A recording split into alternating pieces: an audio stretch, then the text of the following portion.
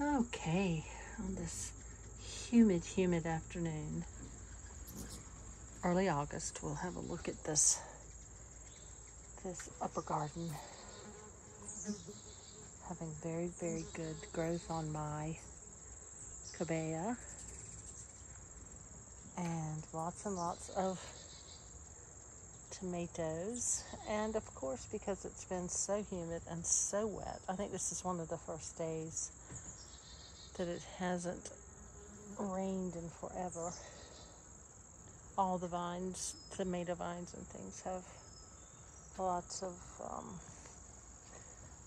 diseasiness to them, but it's to be expected. It's been a bad year for that. Still having loads and loads of tomatoes though, and this is my windy swish salvia. I don't think there's enough sun here, so I won't put any of these salvias here next year. And this is a black and blue, and it really hasn't bloomed much, and I think that's why. Got what I think is an autumn joy sedum there, and this crepe myrtle is still blooming. This is a volunteer butterfly bush, and of course I'm surrounded by hummingbirds. This evening, first thing in the morning and towards dusk, there will be about 30 out here trying to tank up for the night. This has been a gorgeous phlox. I don't know what it is. And I did a lot of cutting back of tomato today, and I just left a lot of the little tomatoes to ripen there. You can see some up under.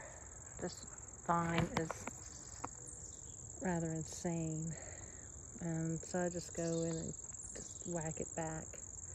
I'll insert a picture of that pile in here.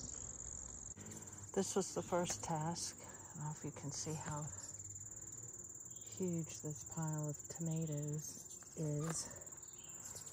This is what happens to cherry tomatoes, a couple of cherry tomatoes in North Carolina when you've had 40 days and 40 nights of rain.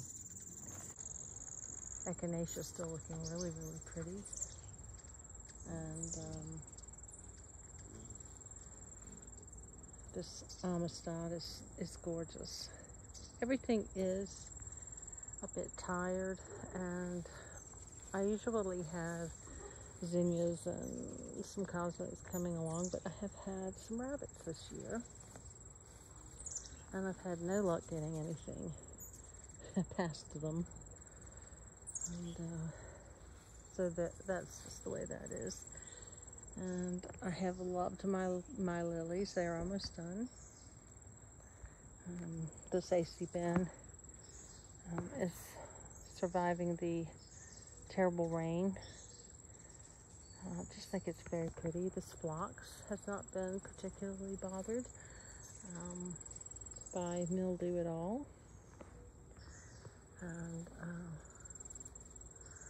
this bog sage is almost 6 feet tall now. The salvia ulignosa. Now also there is a salvia in the back there, the blue one. Those came from seed, which was a Brazilian sage. I think it is a salvia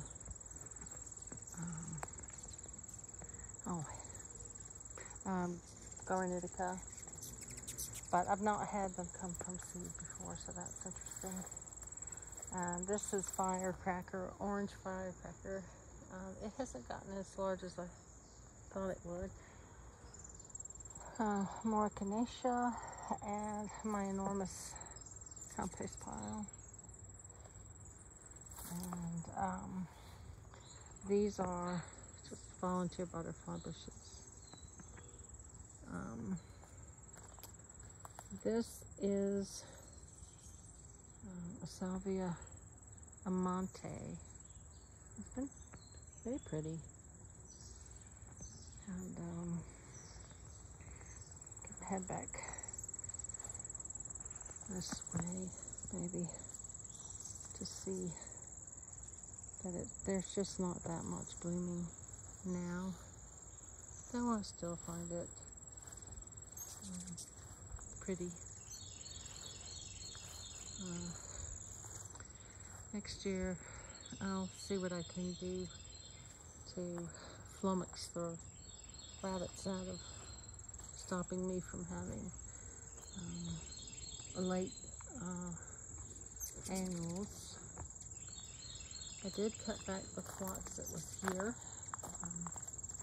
It was completely covered in mildew.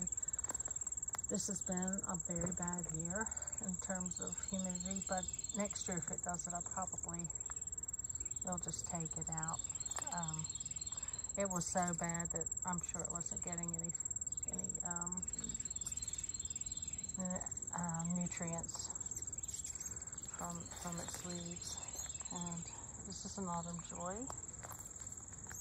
that I planted, I think, last year. It's absolutely huge.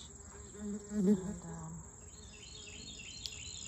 so that's the size of this little garden up here.